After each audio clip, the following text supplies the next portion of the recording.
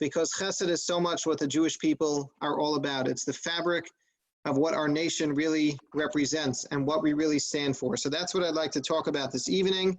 I don't want to take too much of everybody's time, but I thank you all once again for joining and for making time for this. The Gemara says in Maseches Sota on Daf Yud Daled that if you want to really understand what it is that the Torah stands for, what does the Torah represent, the Gemara says you look at the bookends, you look at what the theme of the Torah is by looking at the beginning and looking at the end.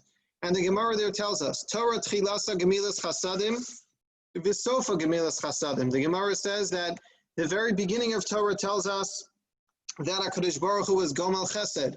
When Avraham Avinu needed clothing, it says that the Ribono Shel Olam provided clothing for him.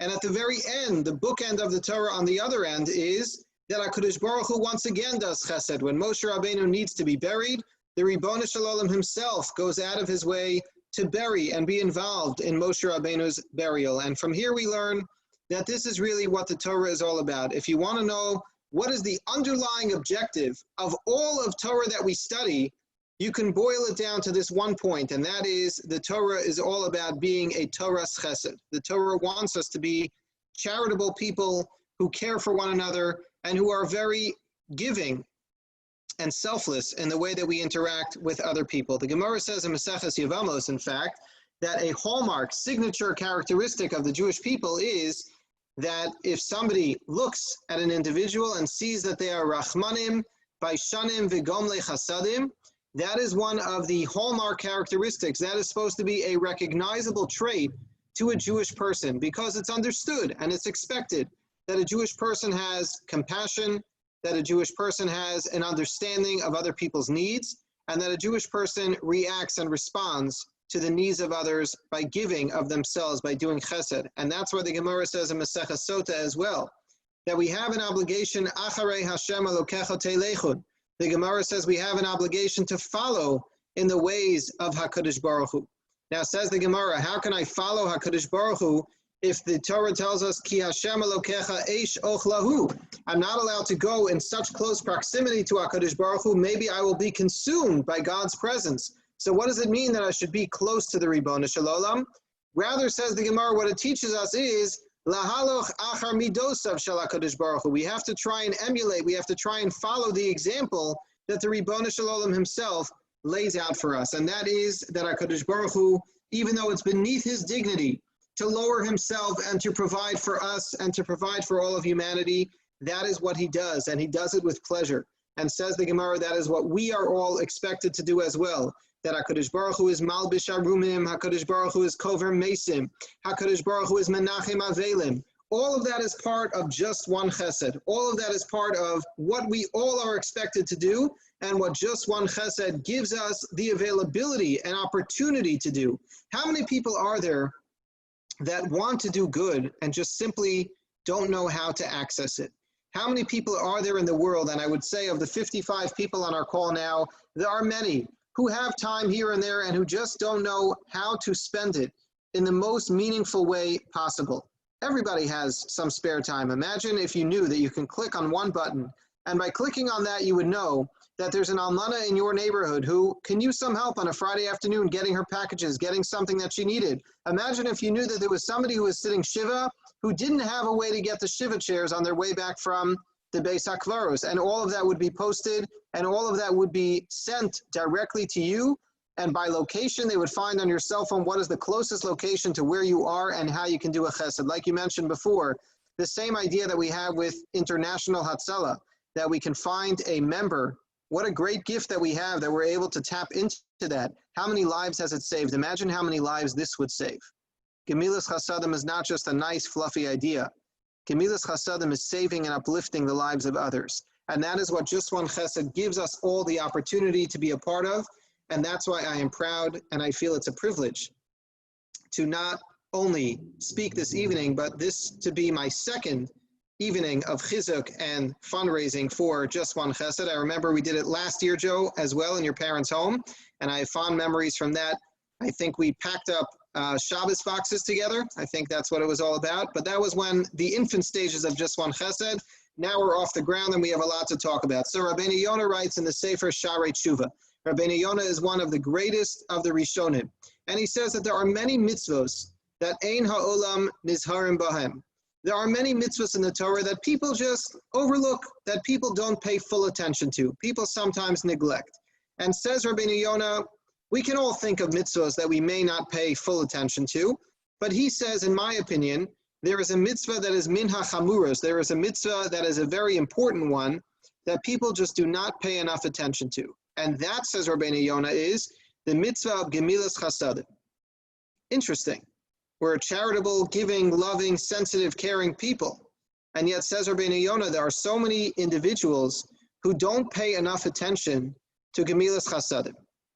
And he then goes on to quote a famous Gemara Maseches Sukkah Daf Mem Tes, which is the last daf in the Masechta, where the Gemara tells us a very interesting comparison, or the better word, I guess, would be a contrast between the mitzvah of tzedakah and the mitzvah of gemilas chasadim. So the Gemara says, what is greater, the mitzvah of tzedakah or the mitzvah of gemilas chasadim? Now, it's a strange question because what's the difference? If I have money, I'm supposed to give tzedakah. If I have time and energy and effort to do chesed, I should do that. And if I'm able to do both, I should do both. But the Gemara gets into this philosophical discussion, and it's a question, what is considered to be a greater value, gemilas chasadim or tzedakah? The Gemara then goes on to say a number of reasons why gemilas chasadim is far more fundamental and far more important than the mitzvah of tzedakah. So the Gemara says, number one, because tzedakah is only for aniyim. Giving charity is only for somebody who needs money. And gemilas chasadim is bein la'aniyim ubein la'ashirim. Gemilas chasadim is something that we are able to do for both somebody who may have a lot of means, for somebody who is self-sufficient, and for somebody who also does not. Gemilas chasadim runs the gamut. And we know that gemilas chasadim is something that can be helpful to any human being, to any individual, regardless of what their socioeconomic status may be. We can always lend a hand. We can always be balei chesed. Number two, says Rabbeinu Yonah, quoting the Gemara, gemilas chasadim is something that we can do not only with our money, but it's something we can do bein b'mamono ubein begufo. I can lend myself out. Not just my money, I'm able to give of myself and my body, and potentially today, to give of my ear. How many people out there in the world just need someone to talk to, just need to be listened to, just need somebody to reach out to them, not even to go out of your home, but just to call them. That too is considered a chesed, and you don't even have to spend any money. You hardly have to spend any time. Says Rabbeinu Yonah, understand, gemilas chasadim is far greater than tzedakah, because gemilas chasadim avails us of the opportunity to give not only of our money, which is external to who we are, but even to give of ourselves. I was privileged to have gotten to know a great Talmud Chacham whose name was Rabbi Elimelech Bluth. And Rabbi Elimelech Bluth was one of the 3 or 4 Talmidim Muvhakim of Reb Moshe Feinstein. He passed away less than a year ago. And he was a really great Talmud Chacham. My father told me in the days when Reb Moshe was alive and very active, everybody in the world knew that Rabbi Elimelech Bluth sat there Yomam Valayla for years and years, 25, 30 years, drove Reb Moshe everywhere, and was very involved. Rabbi Elimelech Bluth told me on one occasion, we had a private conversation many, many times, but on one occasion he was discussing with me the tshuva in the Igros Moshe. Reb Moshe has a tshuva where he says that he knows that we all are familiar with the concept of Meiser Ksafim. Meiser Ksafim means that I'm supposed to give 10% of my assets out for tzedakah. How I'm supposed to divvy that money up, who I'm supposed to give it to, why I choose to give it to these people, that's a very interesting question, and there are many, many details of that that are outlined in Shulchan Aruch. But in general, we have this concept of Meiser Ksafim. And Reb Moshe Feinstein argues in a tshuva that not only do we have an obligation to give Meiser from our money, but Reb Moshe says we have an obligation to give Meiser Hazman, which is a tremendous chiddush. That Reb Moshe says we have to give 10% of our time for other people, the same way we need to give 10% of our money to other people as well. So Rabbi Elimelech Bluth and Reb Moshe in the tshuva expands on this theme, and he explains why he got to this conclusion. But Rabbi Bluth told me the backstory, and the backstory is amazing. And chaval that the backstory is not more famous, maybe by the 56 people who are now on the call, maybe it will become somewhat more famous than it already is. So this is a very beautiful story. Rav Moshe Feinstein was the Gadol Hador. Where did that tshuva come from? When did Rav Moshe write that tshuva? Rabbi Bluth told me that tshuva was first really a drasha that Rav Moshe gave in Flatbush. Rav Moshe was invited to speak one evening for, I don't know if it was young professionals, or he was invited to speak to a bunch of working class citizens who were living in Flatbush, and they wanted him to speak about some organization, I don't know what it was, probably something the likes of Just One Chesed.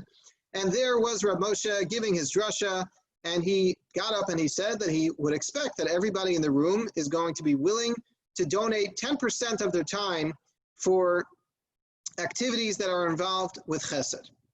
Now in the car on the way home, Rabbi Bluth turned to Rav Moshe and he said, Rebbe, what do you expect? People are going to give 10% of their time? Do you understand how busy people are? Don't you know they go out to work early in the morning? And in Erlich Balabas, I'm sure he's learning the Daf Yomi. Or even if he's not learning the Daf Yomi, he's probably going out to Shachter early in the morning because he has to make an early train. And he's doing Shnaya Mikra on the train. Or he's learning a Mishnah on the train. Or he's taking his Pirkei Avos with him. And he's saying Tehillim on the train. And then he has a whole day of work and he's so exhausted by the time he gets home. What does he have left? He sits down with his family and he does the homework with the kids and he talks to his wife and he's exhausted. What do you really think that the guy is supposed to give 10% of his time? You think that a woman, a mother of children, is going to give 10% of her time to other people? Isn't that a little bit unreasonable? You were talking to a group of working class citizens. What do you expect from them? And he said, Rav Moshe turned to him with a very surprised look on his face. And he said, Rabbi Elimelech, I was makel for the Balabatim. I really think that they are mechuyev to give 50% of their time away for other people. And because they're all out working and they're so busy every day, and by the time they come home, they're so exhausted, I was makel for them. And I said, 10% of your time is good enough to give away to other people as Meiser Hazman. But really, I believe, says Rav Moshe, that the Iker Hadin should be everyone has to give 50% of their time away to other people. Now, the story's not over yet. For those who are smiling, it gets better. Rabbi Bluth then turned back to Rav Moshe and he said, Rebbe, 50% of your time. I feel embarrassed to ask the question, but what about you? And Rav Moshe said with a straight face, I give more than 50% of every day that I have to other people. And he told Rabbi Bluth, HaKadosh Baruch Hu can be made on me that I give more than 50% of my day to other people. So Rabbi Bluth then pushed back and he said, well, that doesn't really count because you're spending your time giving to other people by giving a shiur, by being involved in writing svarim and answering tshuvas. That doesn't count. That's not chesed. Rav Moshe said, no. All of that is not part of the 50%. I give 50% of every single day that I'm here and healthy enough to do so. I give 50% of every day to help out other people. That was the great tzaddik Rav Moshe Feinstein. So we all live on his Torah and we all live in America off of his psukim. And Rav Moshe goes down for all eternity as the greatest personality in Torah Jewry in America in the last 100 years. And yet, Rav Moshe Feinstein said about himself to his closest Talmud, Rabbi Elimelech Bluth, that he gave over 50% of his day, every day, to help out other people. And his engagement in Talmud Torah was not a part of that.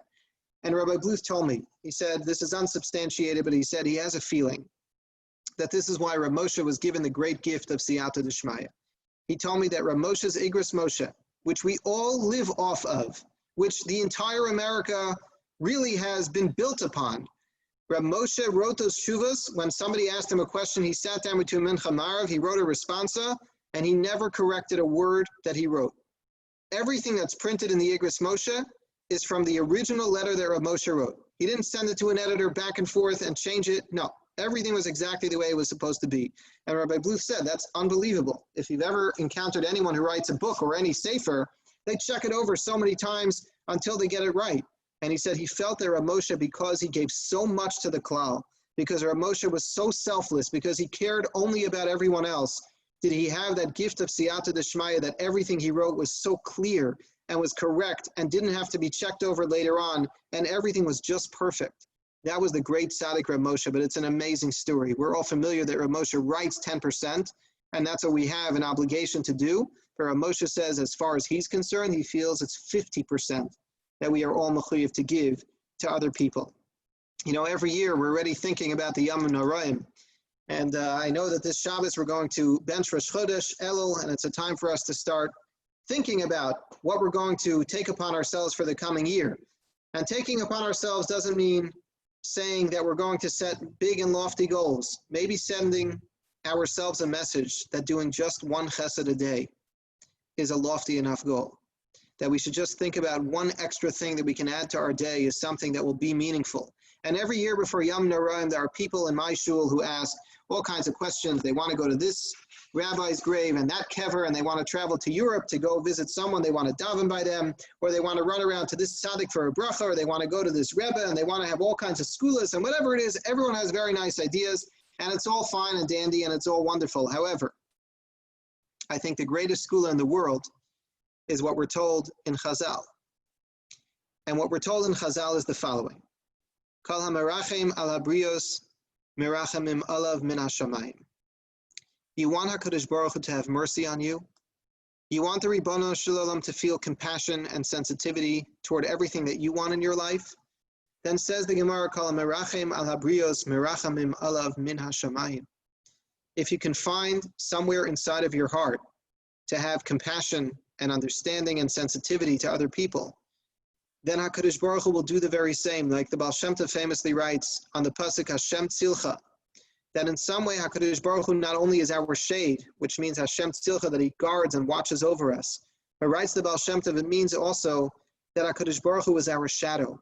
And the same way when I move my hand, my shadow will move in the same direction, and it will move in the same way that I'm moving. So too HaKadosh Baruch Hu acts in the same way. Kol merachem ala brios merachamim alav min hashamayim.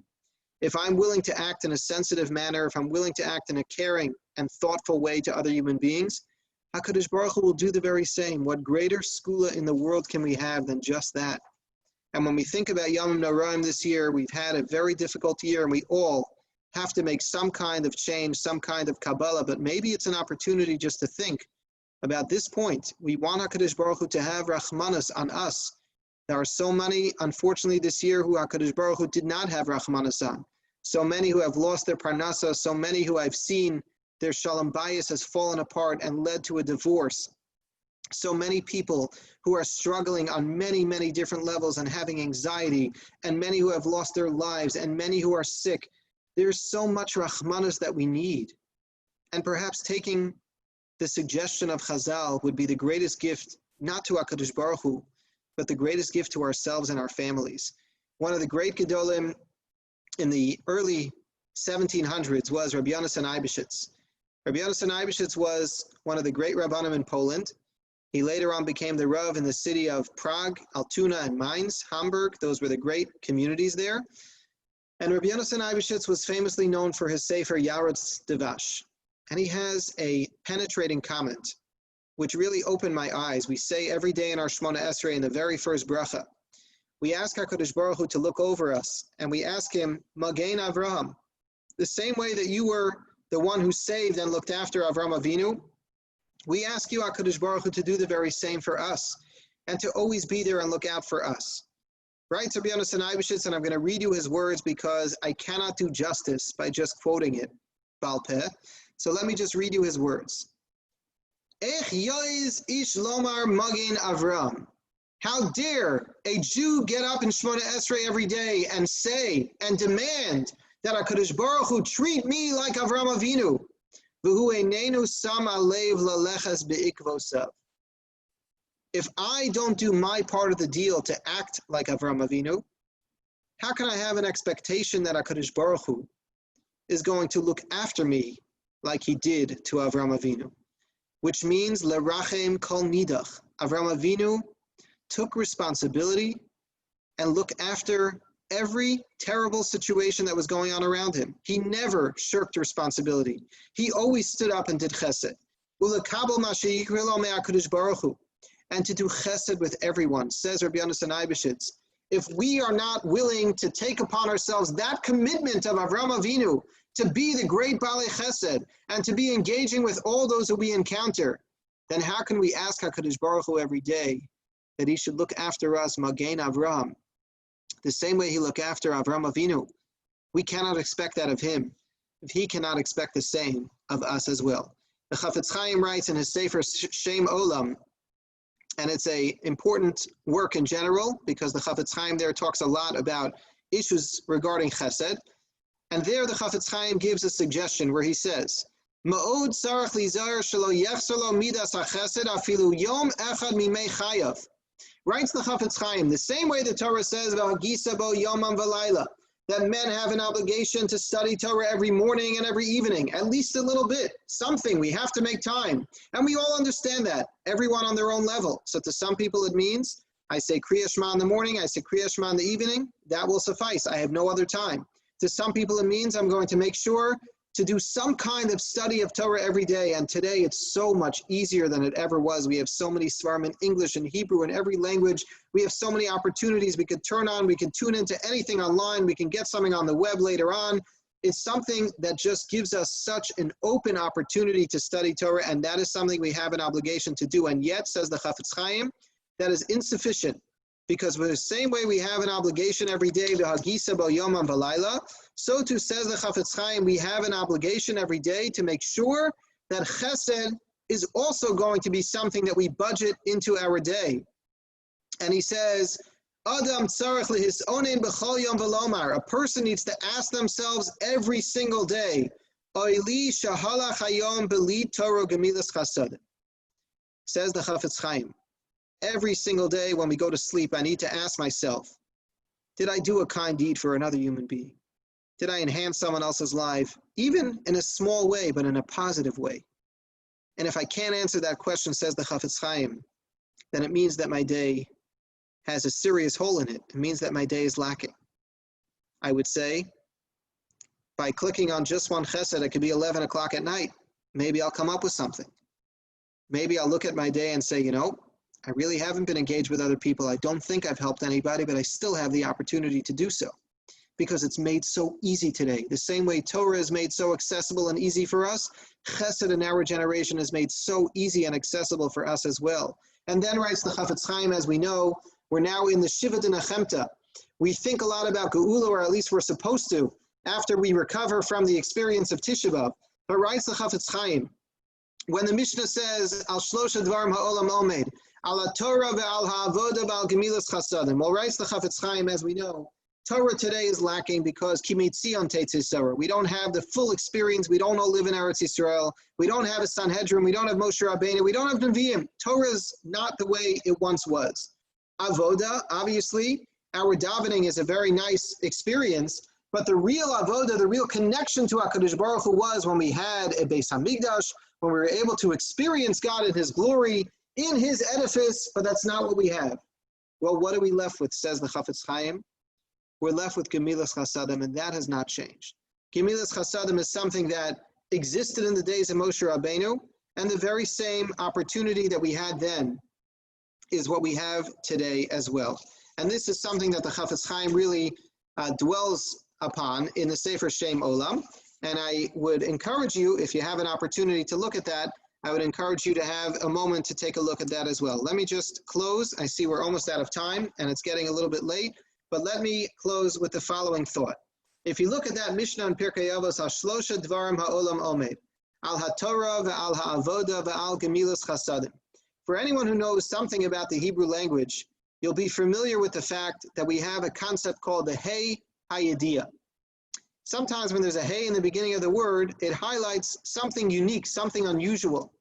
So we say, Al HaTorah ve'al Ha'avoda ve'al Gemilas Chasadim. What is the reference there? Why, when it comes to Torah and Avoda, do we say with a Hey Hayediyah? And when it comes to Gemilas Chasadim, we don't. What is unique about Torah and Avoda, and what is different about Gemilas Chasadim? So there's a beautiful sefer on Pirkei Avos by Reb Tzvi Hirsch Ferber.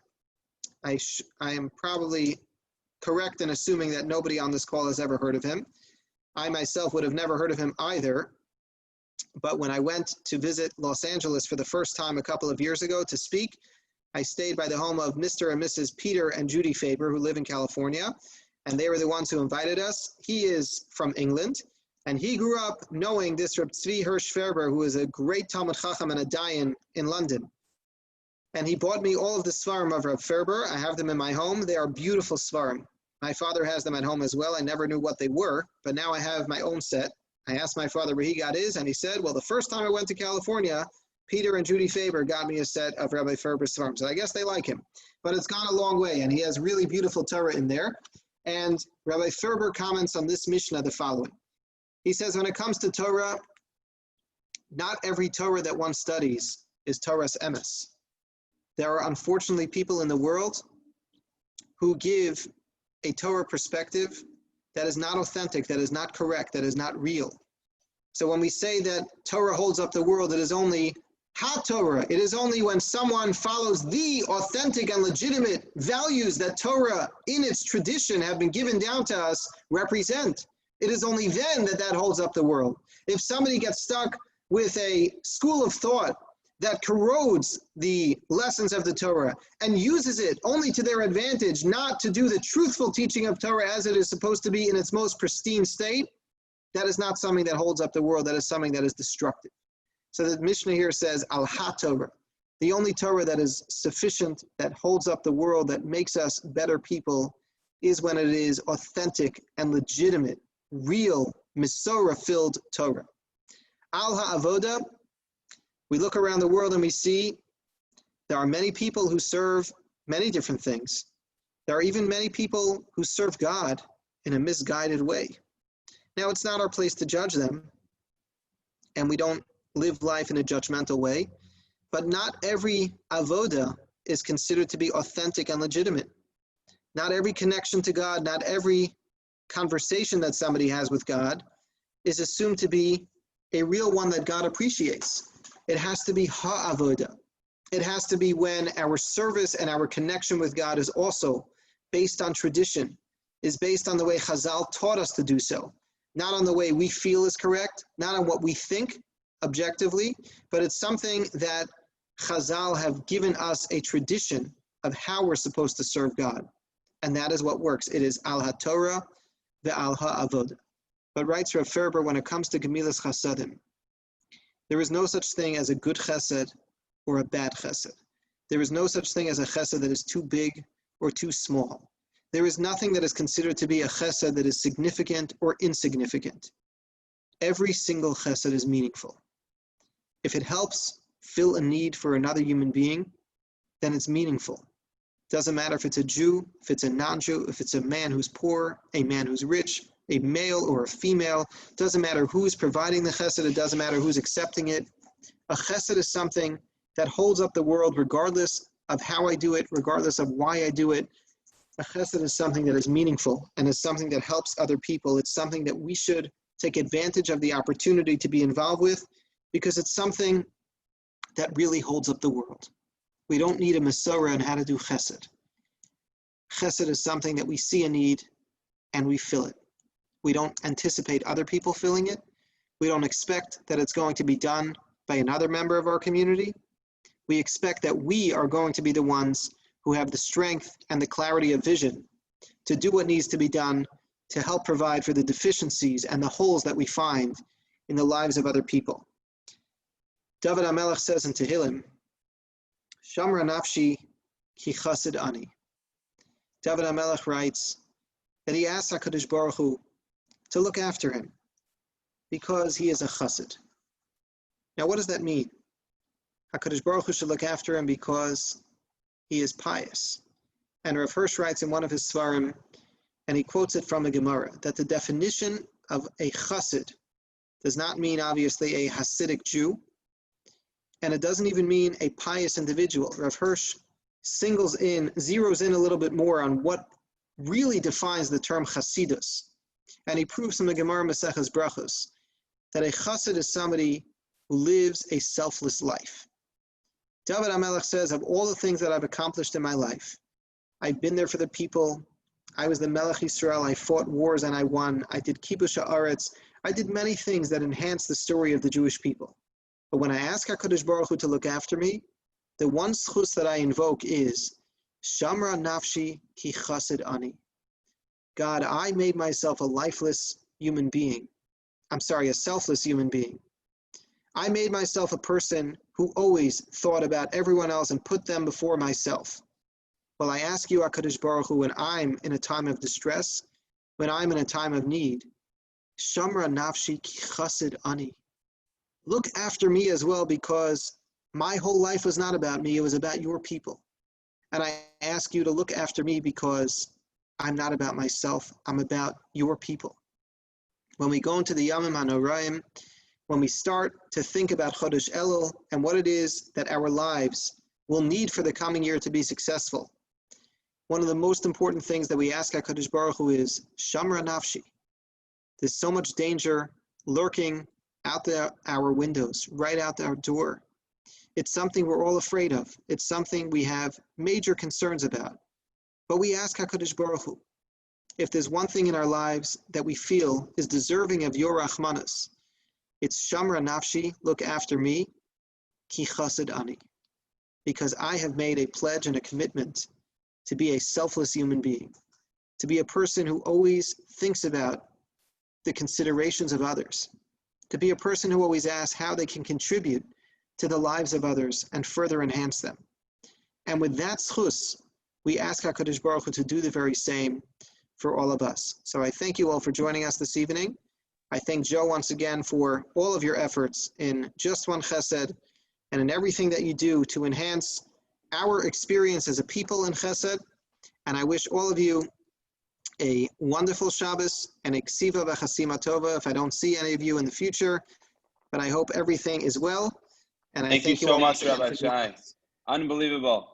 Again, really thank you so much. If every one of these 50 people that are here, if everyone could give, join the One Chesed Club, $18 a month, $36 a month, it could go a tremendous long way. We need a tremendous amount of help. We really appreciate it. Again, what is Just One Chesed? Just One Chesed is an organization inspiring people to do Chesed. Thank you so much, Rav Shay. Again, it was unbelievable. And we have a platform to connect organizations with volunteers. We found that organizations have a hard time finding volunteers. Volunteers want to do good, but sometimes they don't know where to turn. Organizations don't call them back, or they just want Chesed at their fingertips. And we have a platform, and we're doing tremendous, tremendous changes together with this organization in Tel Aviv. It's very, very exciting things. If everyone could give, it goes a long, long way. We really appreciate it. And it could help many, many different organizations in Klal Yisrael. The goal is helping Just One Chesed to go to organizations in Israel, organizations in the States, organizations in the UK, and it could really enhance volunteering, enhance Chesed, and Merit Hashem will be really out there in the coming months, please God, with the future developments and all that kind of stuff. If anyone has any questions, feel free to say it in the chat box. I would love to hear. And we would love if everyone could join the One Chesed Club. Go get a Just One Chesed mask, a Just One Chesed hat, Nike hat. It goes a long, long way. Please join us in the One Chesed Club. It could really, really make a difference in the Chesed world, making us the Chesed broker. We're not only a platform, we have many different things. For example, in Chicago, where Yonatan Gabay is, we have our Just One Chesed referral hotline. I don't know if you've heard about it, Yonatan. We've been the COVID referral hotline in Chicago. The goal is to expand the referral hotline all over the states. Slowly, it's very successful over there in Chicago. And the goal is to really expand Chesed, make Chesed easier, be the Chesed broker in Klal Yisrael. And there's tremendous cost to that, and we need your help to make that happen. If everyone can join the One Chesed Club, I put in the link in the box, in the chat box. That would be incredible. Again, thank you so much, Rabbi Shachter. That was really tremendous. I feel bad if I cut you off at the end, but thank you so much. Does anyone have any questions?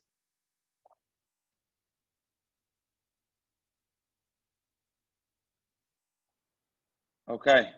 Thank you so much, everyone. If everyone can join that One Chesed Club, it could really, really make a difference and help us.